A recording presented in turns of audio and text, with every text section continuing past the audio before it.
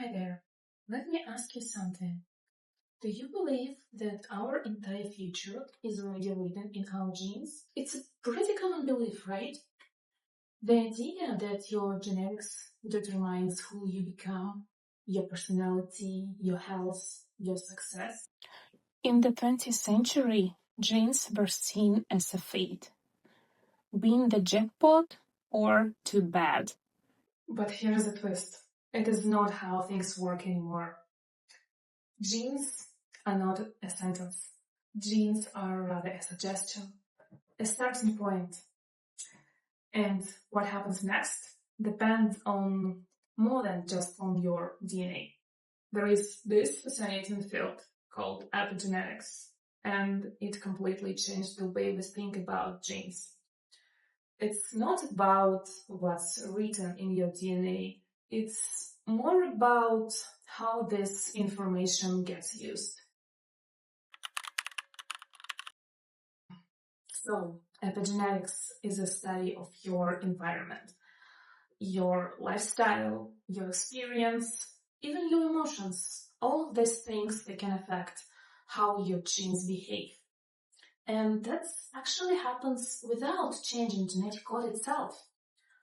Your DNA is like a massive library, and all of the books, our genes, are there. But epigenetics decides which ones are open and which ones are closed. One way it works is through something that's called DNA methylation. It happens when a tiny little group, a methyl group, attaches to a specific spot on your DNA. Think of it as a river that suddenly freezes. Technically, it's the same molecule, and water is still there, just stopped flowing. And that is exactly how methylation works. The genes are still there, they are just no longer active. Another way gene expression changes is through something that's called Histone's modification. DNA is not just like floating around. It's rather wrapped tightly around proteins called histones. And depending on the chemical tags attached to these histones, your DNA can be either loosened up or packed tightly. When it's relaxed, it's accessible. But when it's tightly wound, it's still there, but just hidden. So it's kind of like an underground river, still flowing, but hard to find. And this is the part that really hits close to home. All of these things, they just don't happen randomly. They are a result of what's going on in your life. So things like stress, sleep, diet, relationship, trauma.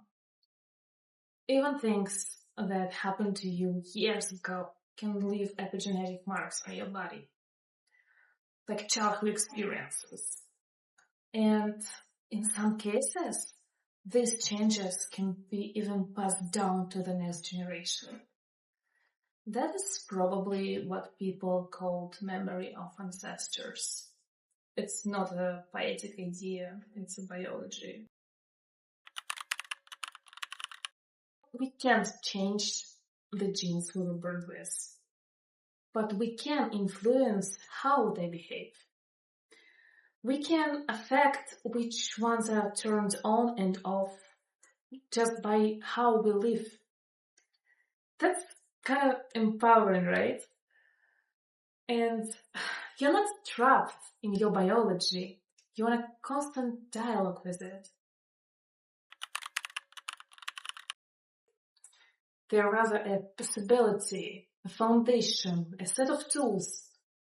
But what you build from it, it's up to you.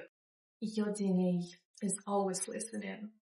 And every day, through your life choices, you are shaping what kind of story it tells. So No, you're not locked into your genome. Your future is not locked into your genome. It's written on a pencil, and you get to rewrite it.